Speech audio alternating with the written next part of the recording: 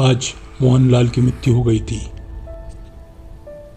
मोहन जी इलाके के एक दुकानदार थे। मोहन को अंतिम विदाई देने के लिए इलाके के सभी लोग जमा हो रखे थे। मेरा नाम रवि है। मैं और मेरे सभी दोस्त भी मोहनलाल जी की अंतिम यात्रा में शामिल थे। मोहनलाल की पार्थिव शरीर को हरिद्वार शमशान घाट ले जाया जा रहा था। लगभग 3 घंटे बाद हम हरिद्वार के शमशान घाट पहुंचे थे। पूरे विधि विधान से मोहन का अंतिम संस्कार हुआ। वहाँ पर मैं और मेरे दोस्त सोनू, अमित और नितिन हम सभी शमशान घाट में हर तरफ घूम रहे थे।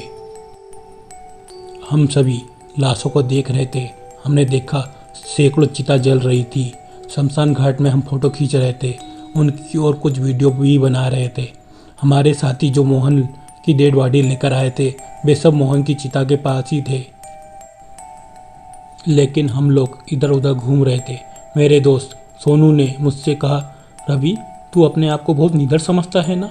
मैंने उसकी बात का जवाब देते हुए कहा, हाँ तो? सोनू ने अपनी बात जारी रखते हुए बोलता है, तो तेरे अंदर हिम्मत है तो तू यहाँ से किसी भी एक चिता से थोड़ी सी राख अपनी जेब में ले जाकर रख सकता है क्या? मैंने कहा, इसमें कौन सी बड़ी बात है? सोनू ने फिर से कहा, ले जा, चल आज 5,000 की शर्त है। मैंने कहा ठीक है। मैंने फिर एक मुट्ठी राख उठाई और उसको एक प्लास्टिक थैली में डाल दी और अपनी जेब में रख लिया। मैं सोच रहा था कि अभी रखा है, थोड़ी देर में निकाल कर फेंक दूंगा, क्या हुआ? और तभी हम वहाँ पर पहुँच गए जहाँ पर मोहन जी की चिता जल रही थी। चिता अब जल चुकी थी लगभग, और सभी क्रियाक्रम भी पूरे हो चुके थे। जो साथ में आए थे सब ने कहा, चलो अब गंगा स्नान करके चलते हैं। मैंने और मेरे सभी दोस्तों ने गंगा स्नान किया और सभी के साथ बस में बैठकर अपने घर रवाना हो गए। घर पहुंचने में लगभग 8 बज चुके थे। खाना तो हम लोग वहीं पर सब खा कर आए थे और मैं जाकर अपने बिस्तर पर लेट गया। लेटे हुए अभी 20 मिनट हुए होंगे कि मुझे ऐसा महसूस हुआ कि मैं बहुत सारे अजीब अजीब लोगों के बीच में हूँ और सभी लोग अजीब तरह की आवाज़ें कर रहे हैं। मैं बहुत डर चुका था और मुझे ऐसा लग रहा था कि कोई आग से जला हुआ आदमी मेरे पास खड़ा है। किसी का सर कटा हुआ है और सब विचित्र हालत में थे। मुझे ऐसा लगने लगा जैसे मैं भूत परिजनों के बीच पूरी तरह से फंसा हुआ हूँ। और थोड़ी देर बाद मेरी पत्नी आई। मेरी पत्नी ने देखा कि मेरी आंखें बहुत अजीब हो रखी है और मैं बड़ी बुरी तरह से अपनी पत्नी को घूर रहा था। मेरी पत्नी मुझसे कहती, रवि क्या हुआ, ठीक हो ना तुम? मैं जो नहीं बोलना चाहता था लेकिन मेरे मुंह से वही सब निकल रहे थे। मैंने कहा, इसे लेकर जाऊंगा, यह मुझे लेकर आया है, अब यह भी मेरे साथ जाएगा, यह मेरा हो गया है। मेरी पत्नी मेरी बात सुनकर पूरी तरह से डर चुकी थी। उसने तुरंत मेरे पापा, मम्मी और घर के सभी लोगों को बुला लिया और मेरे बड़े पापा बड़ी ज़ोर से बोले, रवि क्या हुआ? मेरे मुंह से कुछ भी नहीं निकल रहा था लेकिन मैं सबको बड़ी भयानक निगाहों से देख रहा था।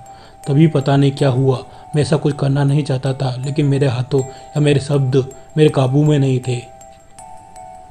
मैंने तुरंत अपने पापा का गला पकड़ लिया। मैंने कहा, मैं सबको मार दूंगा और सबको ले चलूँगा अपने साथ। पापा ने मुझे झटका और कहा, कौन है तू? मेरे मुंह से आवाज़ निकली, यह मुझे लेकर आया है और अब मैं इसे लेकर जाऊंगा। अब यह बस मेरा है, अगर कोई हमारे बीच में आया तो मैं उसको भी मार दूंगा और उसे भी अपने साथ लेकर जाऊंगा। मैं सबको मार दूंगा, आज मैं सबको मार दूंगा। आज बस मैं ऐसे ही चिल्ला रहा था ज़ोर ज़ोर से। मेरे घर के लोग सब बहुत डर चुके थे। मेरी मम्मी भी बहुत रोने लगी। ऐसे ही समय बीत गया। लगभग 11:30 बज चुके थे। मेरे पापा तुरंत मोहल्ले के एक बाबा के पास गए। बाबा ने भी देरी नहीं की और तुरंत हमारे घर आए। बाबा को देखकर मेरे मुंह से तुरंत आवाज़ निकली, सबको मार दूंगा, आज मैं और सबको अपने साथ लेकर चलूँगा। मुझे यह लेकर आया है और अब मैं इसे लेकर जाऊँगा। यह अब सिर्फ मेरा है। मेरा इतना कहने के बाद मैं अपना सर बड़ी तेज तेज दीवार से मारने लगा। तभी बाबा ने तुरंत मुझे पकड़ लिया और बड़ी ज़ोर से चिल्लाते हुए कहा, कौन है तू, कहाँ से आया है?